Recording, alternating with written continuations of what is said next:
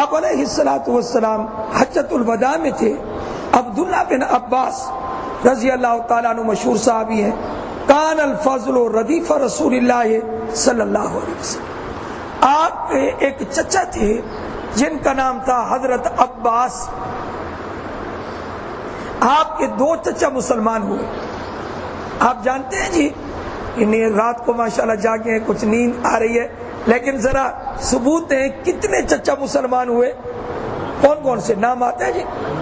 حضرت امیر حمزہ اور حضرت عباس رضی اللہ تعالیٰ عنہ. حضرت عباس کی ساری اولاد صحابی رسول ہے. حضرت عباس کے سارے بیٹے, ایک کا نام عبداللہ بن عباس چوٹی کے صحابی ہے اور اس امت کے سب سے بڑے مفسر ہیں. کتنے بڑے مفسر ہیں؟ سیدنا عبداللہ بن مسعود رضی اللہ تعالیٰ عنہ فرماتے ہیں عبداللہ بن عباس, حالانکہ لوگ جانتے ہیں علم والے عبداللہ بن مسعود کے پاس علم زیادہ تھا, وہ تعریف کر رہے ہیں حضرت عبداللہ بن عباس کی. ترجمان القرآن, عبداللہ بن عباس قرآن پاک کے ترجمان ہیں. فرمایا کہ بہترین ترجمانی کرتے, بہترین تفسیر کرتے. وجہ حضور علیہ السلام نے ان کے لیے دعا کی تھی. اب آگے سنیں, ان کے ایک بھائی تھے جن کا نام تھا فضل بن عباس, ایک کا نام قسم بن عباس تھا. یہ واقعہ عبداللہ بن عباس اپنے بھائی فضل بن عباس کا ذکر کرتے ہیں. کیا کہتے ہیں کہ آخری حج تھا نبی علیہ الصلوۃ والسلام کا. آپ علیہ السلام سواری پر سوار تھے, تو آپ کے پیچھے جو بیٹھا تھا لڑکا بیٹھا تھا, اس لڑکے کا نام کیا ہے؟ فضل بن عباس, یعنی حضور علیہ السلام کے چچا کا بیٹا. لیکن تھا نوجوان, لیکن نوجوانی میں کیا تھا, جس طرح چھوکرے نہیں ہوتے, ابھی چھوٹی عمر ہوتی ہے. بالغ تھے لیکن ابھی عمر بالکل چھوٹی تھی, جس طرح کہ ابھی بچپنا موجود ہوتا ہے, لیکن سن بلوغ کو پہنچ چکے تھے. تو آپ کے پیچھے بیٹھے تھے. آپ علیہ السلام کی شان یہ تھی کہ آپ اونٹنی پر سوار تھے, تو لوگ آتے حج کے بارے میں مسائل پوچھتے, حضرت ہمیں کیا کرنا چاہیے اس وقت, اب ہمارے لیے کیا حکم ہے, آپ مسئلہ بتائیں. لوگ یعنی صحابہ صحابیات حضور علیہ السلام سے مسائل پوچھ رہے تھے, حج کے مسائل. تو فضل بن عباس وہ جو ابھی لڑکے تھے وہ آپ کے پیچھے سوار تھے. اب ایک عورت مسئلہ پوچھنے آئی. وہ عورت جب مسئلہ پوچھنے آئی وہ قبیلہ خصم کی تھی.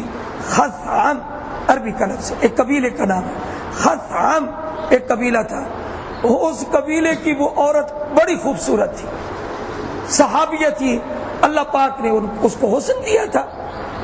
اب وہ عورت سیدھی سادھی مسئلہ پوچھنے آ گئی. اب صحابی حضرت فضل بن عباس جس طرح ابھی چھوکرے ہوتے ہیں اور وہ کبھی ادھر دیکھ لیا, کبھی ادھر دیکھ لیا, کبھی ادھر دیکھ لیا.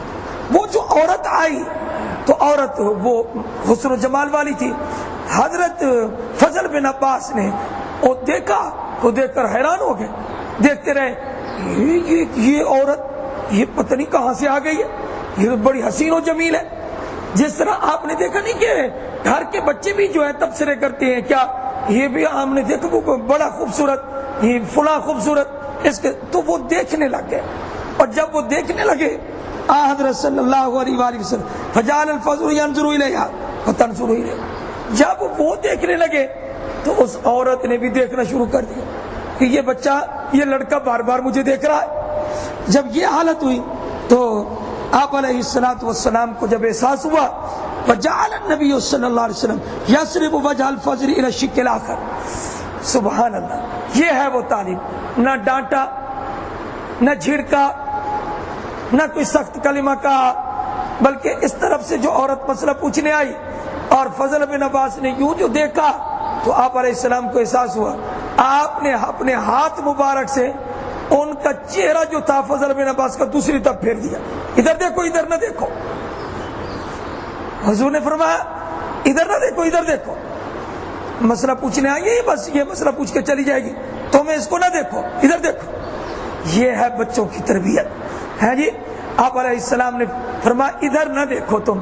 تو عورت نے مسئلہ کیا پوچھا اس وقت؟ کہنے لگی اے اللہ کے رسول صلی اللہ علیہ وسلم ان فریضۃ اللہ علی عبادی فی الحج ادرکت ابی شیخا کبیرا، میرا باپ مالدار ہے، اتنا مال اس کے پاس آ گیا ہے اس وقت کہ اس پر حج فرض ہو گیا ہے. توجہ کے ساتھ، کیا اتنا مال آ گیا ہے میرے باپ کے پاس کہ لیکن جس وقت وہ مالدار ہوا ہے اور آخری عمر ہے تو میرا باپ بوڑھا ہے، اب وہ خود جا نہیں سکتا. اب مسئلہ یہ بتائیں آپ، لا یسقط علی الراحل، اور بوڑھا اتنا ہے کہ اونٹ پر جم کر بیٹھ بھی نہیں سکتا، گر جائے گا، اتنا کمزور ہے میرا ابا. افا احج عنہ، تو کیا آپ مجھے اجازت دیتے ہیں کہ میں اس کی طرف سے حج کروں؟ علماء یہ لکھتے ہیں اس کا یہ مطلب ہے کہ خود میں حج کروں، حج کرواؤں، جس کو حج بدل کہتے ہیں. تو آپ علیہ الصلوۃ والسلام نے ارشاد فرمایا نعم، ہاں ہاں تو اپنے باپ کی طرف سے حج کر سکتی ہے. آج بھی یہی مسئلہ ہے، اگر کسی کا باپ مالدار ہو اور وہ خود نہ جا سکے تو اس کی طرف سے اس کا بیٹا ہے جی، اس کی طرف سے اس کی بیٹی یا کوئی اور آدمی بھی حج بدل کے طور پر جا سکتا ہے. اور کسی آدمی پر حج فرض ہوا ہو، اسلام کا فریضہ، اور موت قریب آ گئی ہو، اگر اس کو احساس ہو گیا کہ میری موت قریب آ گئی ہے تو علماء لکھتے ہیں کہ اس پر وصیت کر جانا، اگر وہ مالدار ہے وصیت کر جانا فرض ہے. میری طرف سے کسی کو حج پر بھیجنا، میری طرف سے کسی کو حج پر بھیجنا. اگر حج بدل ہو گیا تو انشاءاللہ العزیز اس دنیا سے جانے والے کا حج ادا ہو گیا، فریضہ ادا ہو گیا. اس لیے اس حدیث سے حج بدل کا ثبوت ہوتا ہے. کوشش یہ کرنی چاہیے کہ حج جوانی کا حج جو ہے صحت کا حج ہے.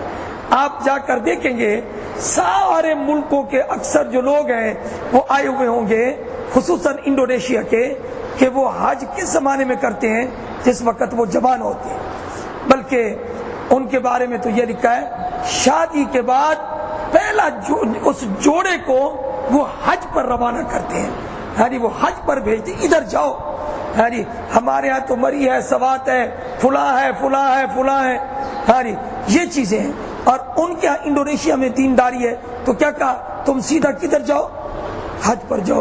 اللہ تعالی ہم سب کو توفیق عطا فرمائے.